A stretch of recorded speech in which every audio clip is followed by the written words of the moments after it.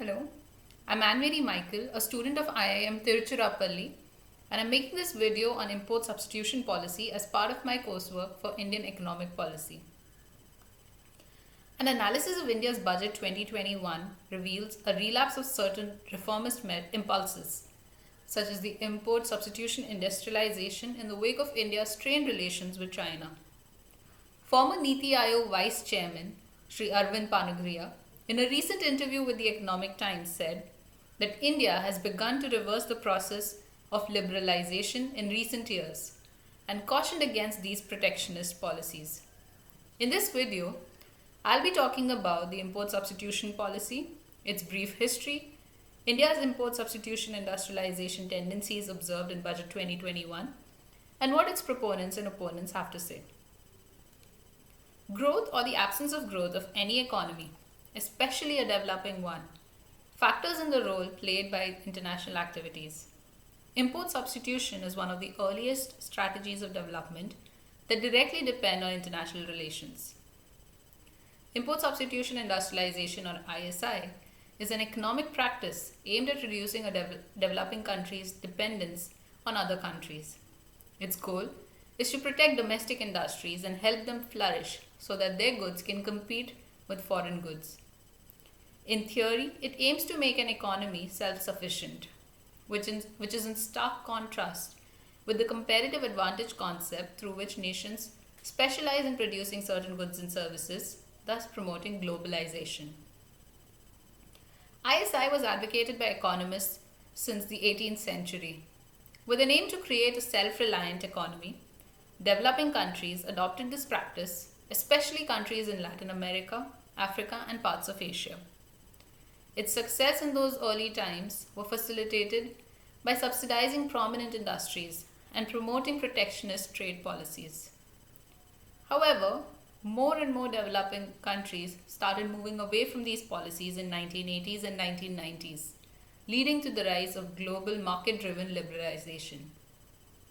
Even though these policies proved successful in some ways in the countries that implemented them in the 20th century, it led to high inflation and other economic problems which were aggravated further by stagnation and foreign debt crisis.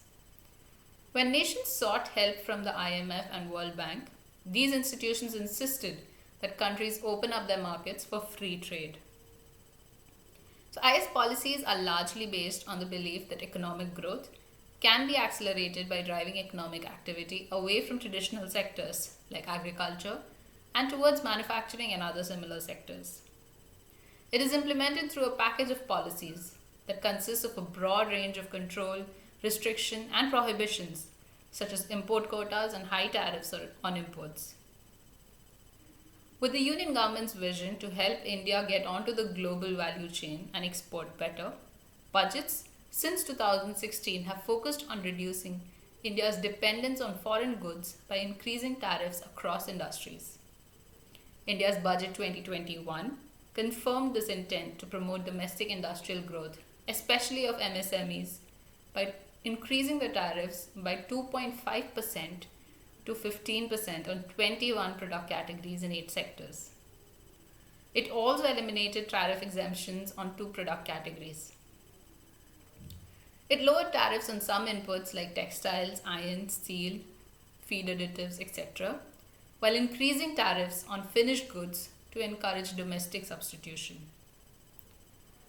While proponents argue that import substitution is not against free trade, for example, the Make in India and Vocal for Local initiatives are attempts to rebuild and restructure the Indian manufacturing sector by MSMEs to achieve greater levels of performance by creating an enabling environment for them.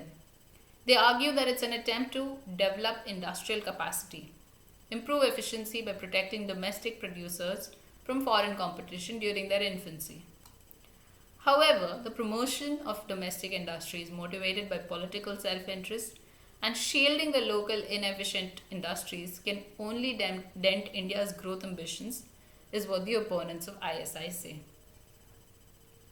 And history is proof that export-oriented economies did better than the import substitution ones in the post-Second World War era.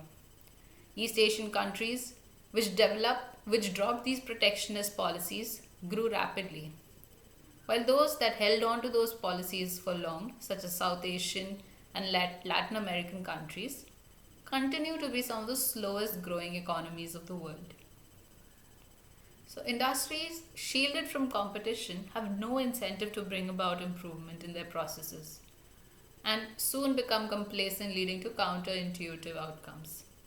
Thus, the introduction of these policies is likely to result in the same consequences as the pre liberalization era, which are inefficiencies across the value chain and a disastrous impact on India's growth aspirations. Thank you.